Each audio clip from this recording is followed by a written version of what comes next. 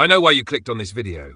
You're looking for some magic formula to win every argument, even when you're wrong, just like all those other videos promise. But what if I told you that the real way to win every argument is actually to avoid having one in the first place? Sounds strange, right? Let me share a story that taught me this lesson. Years ago, I attended a party in London celebrating Ross Smith, an extraordinary pilot from World War I. He had been knighted by the King of England, awarded a major prize by the Australian government, and respected throughout the United States. At the party, the person sitting next to me shared a funny story to illustrate a quote. "There is a God who arranges our destiny. What he wills, we must endure." He believed it was from the Bible. I knew he was wrong. Wanting to seem smart and show off, I told him so. He looked at me and said, "What did you say? Shakespeare? Impossible! Absurd! That quote is from the Bible. I'm certain of it." To my left sat my old friend Frank Gammond, a Shakespeare expert, so we agreed to let him be the judge.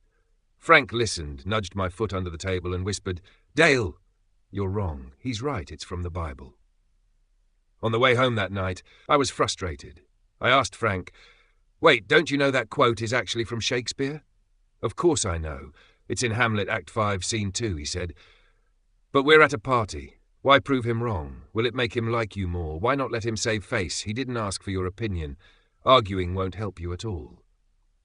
That night, I learned a lesson I'll never forget. Don't argue just to win. This was huge for me because I'd always been stubborn and argumentative. As a kid, I argued with my brother about everything under the sun. In high school, I studied logic and reasoning and jumped at every debate. Later, I studied argumentation in New York, which made me even more obsessed. Looking back, I'm embarrassed to admit I even considered writing a book on debating. From that night on, I learned to listen.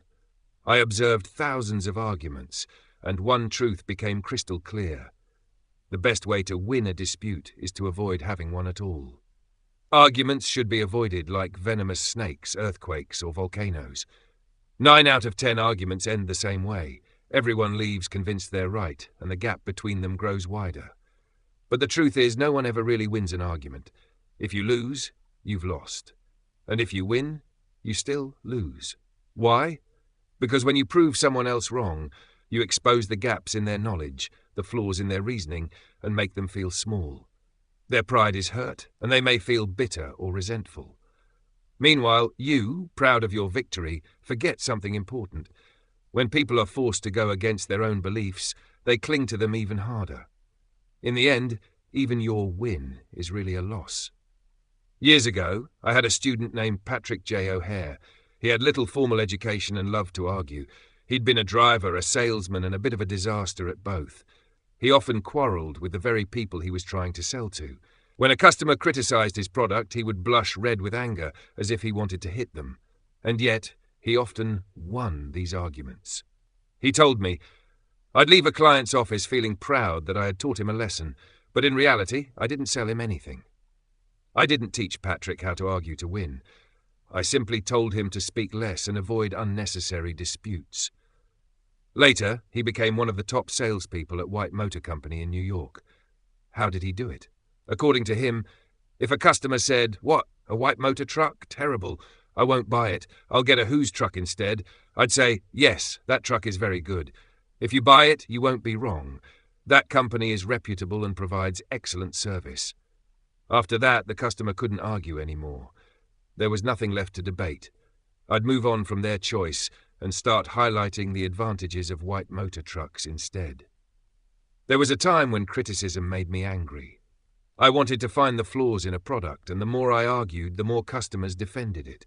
The harder they defended it, the more convinced they were that their product was better. How could I sell anything this way? I wasted years fighting and opposing. Now, I've learned a wiser way, one that works far better. The great Benjamin Franklin once said, "If you try to argue to win, it's a meaningless victory, because you'll never earn the goodwill or cooperation of the other person." So ask yourself, what do you really want? A theoretical victory? Or the genuine cooperation and goodwill of another person? You rarely get both, and trying to achieve both is even rarer. A Boston newspaper once quoted a memorial inscription, "This is the resting place of William J., who always thought he was right." But whether right or wrong, he still died, no more, no less. You can be right, absolutely right, in a debate. But if you can't persuade the other person, it doesn't matter how right you are, it's meaningless. Frederick S. Parsons, a personal income tax consultant, once spent hours arguing with a government tax inspector over a $9,000 revenue item. Parsons argued that the $9,000 was, in fact, an uncollectible debt that might never be recovered, and therefore should not be taxed. The inspector replied, "I don't care. Once revenue is reported, it must be taxed." Parsons thought to himself, "This inspector is cold, arrogant, and stubborn. No matter how strong my arguments or evidence, it's useless. The more I argue, the more rigid he becomes." So Parsons decided to stop arguing. He said, "I know this is a very small matter compared to the many important and difficult issues you must handle. I've studied taxes, but only from books. I don't have the knowledge or practical experience that you do. Sometimes I wish I had a challenging job like yours." Immediately the inspector straightened up, leaned back, and began talking at length about his work, including the sophisticated frauds he had uncovered. His tone gradually became more friendly, and he even shared stories about his family. When Parsons left, the inspector said he would review Parsons' case. 3 days later, he announced that the tax would not be collected on that uncollectible revenue. This tax inspector perfectly illustrated one of the most common human weaknesses, the desire to assert one's importance. When Parsons argued, it was natural for the inspector to raise his voice and assert his authority. But once the other person recognizes his importance, he immediately shows empathy and generosity. The Buddha taught, hatred is never appeased by hatred, only love can overcome hatred. Arguments do not resolve conflicts, only tolerance and goodwill, along with the ability to see things from the other person's perspective, can bring reconciliation. Once, President Lincoln advised a young officer who was arguing intensely with a colleague, "No one wants to advance by wasting time on personal disputes. Doing so only spoils your temperament and undermines your self-control. Sometimes you must yield to others, even if you know you are right. It is better to yield to a dog than to argue with it and risk being bitten. Even if you kill the dog afterward, the bite wound won't heal immediately." An article in Bits and Pieces offered some tips to help you avoid conflicts and unnecessary arguments. Be willing to accept differences in opinion. When two parties always agree, the opinion of one is enough.